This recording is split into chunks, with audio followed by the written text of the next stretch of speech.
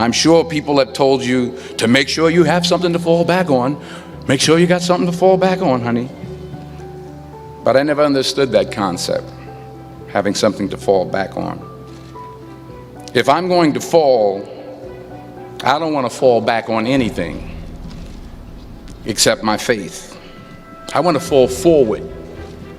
I figure at least this way I'll see what I'm going to hit. Fall forward. This is what I mean. Reggie Jackson struck out 2,600 times in his career, the most in the history of baseball. But you don't hear about the strikeouts. People remember the home runs. Fall forward. Thomas Edison conducted 1,000 failed experiments. Did you know that? I didn't know that. Because the 1,001st was the light bulb. Fall forward. Every failed experiment is one step closer to success. You've got to take risks, and I'm sure you've probably heard that before, but I want to talk to you about why that's so important. I got 3 reasons. And first, you will fail at some point in your life. Accept it. You will lose. You will embarrass yourself. You will suck at something. There's no doubt about it. In the acting business, you fail all the time. Early on in my career, I auditioned for a part in a Broadway musical. Perfect role for me, I thought, except for the fact that I can't sing. I didn't get the job. But here's the thing. I didn't quit. I didn't fall back. I walked out of there to prepare for the next audition, and the next audition, and the next audition. I prayed. I prayed, and I prayed.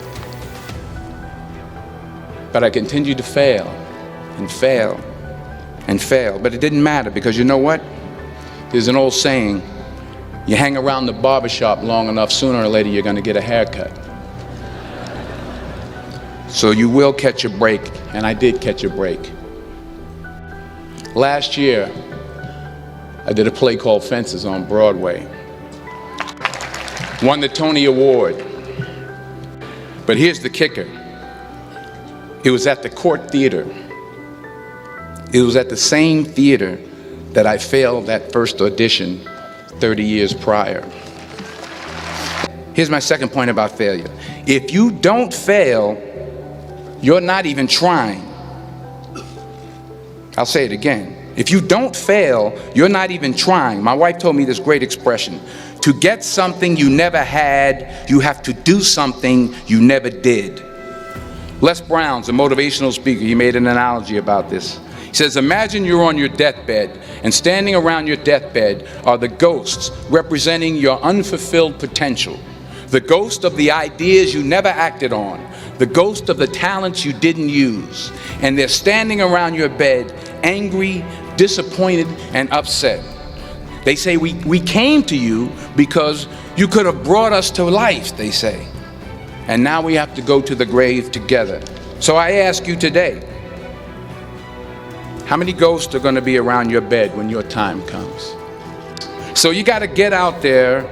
You got to give it everything you got, whether it's your time, your talent, your prayers, or your treasures. Because remember this, you will never see a U-Haul behind a hearse. So the question is, what are you going to do with what you have? I'm not talking about how much you have. Some of you are business majors, some of you are theologians, nurses, sociologists, some of you have money, some of you have patience, some of you have kindness, some of you have love, some of you have the gift of long suffering, whatever it is, whatever your gift is. What are you going to do with what you have? All right, now here's my last point about failure. Sometimes it's the best way to figure out where you're going.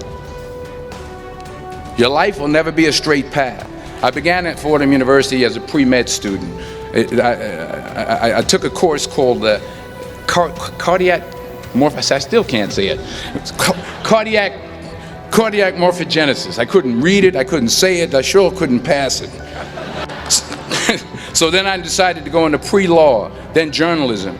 And with no academic focus, my grades took off in their own direction. Down. I was a 1.8 GPA one semester, and the university very politely suggested that it might be better to take some time off. I was 20 years old, I was at my lowest point. And then one day, and I remember the exact day, March 27th, 1975, I was helping my mother in her beauty shop. My mother owned a beauty shop up in Mount Vernon. And there was this older woman who was considered one of the elders in the town. And I didn't know her personally, but I was looking in the mirror, and every time I looked at the mirror, I could see her behind me, and she was staring at me. She just kept looking at me. Every time I looked at her, she kept giving me these strange looks. So she finally took the dryer off her head and she said something I'll never forget. First of all, she said, "Somebody give me a piece of paper, give me a piece of paper." She said, "Young boy, I have a prophecy, a spiritual prophecy." She said, "You are going to travel the world and speak to millions of people." Now mind you, I'm 20 years old, I'm flunked out of school. In fact, like a wise ass, I'm thinking to myself, maybe she's got something in that crystal ball about me getting back into school next fall. But maybe she was on to something, because later that summer, while working as a counselor at the YMCA camp in Connecticut, we put on a talent show for the campers. And after the show, another counselor came up to me and asked, "Have you ever thought about acting? You're good at that." So when I got back to Fordham that fall, I got in and I changed my major once again for the last time. And in the years that followed, just as that woman prophesied, I have traveled the world and I have spoken to millions of people through my movies. Many years ago, I did this movie called Philadelphia. We filmed some of the scenes right here on campus. Philadelphia came out in 1993, most of your friends too. It's about a man played by Tom Hanks who's fired from his law firm because he has AIDS. He wants to sue the firm, but no one's willing to represent him until a homophobic ambulance chaser lawyer, played by yours truly, takes on the case. In a way, if you watch the movie, you'll see everything I'm talking about today. You'll see what I mean about taking risk or being willing to fail. Because taking risk is not just about going for a job. It's also about knowing what you know and what you don't know. It's about being open to people and to ideas. In the course of the film, the character I play begins to take small steps, small risks. He very, very, very slowly begins to overcome his fears. To not only take risks, but to be open to life, to accept new views, and to be open to new opinions, to be willing to speak at a commencement at one of the best universities in the country, even though you're scared stiff. While it may be frightening, it will also be rewarding. Because the chances you take, the people you meet, the people you love, the faith that you have, that's what's going to define you. I found that nothing in life is worthwhile unless you take risks. Nothing. Nelson Mandela said, "There is no passion to be found playing small and settling for a life that's less than the one you're capable of living."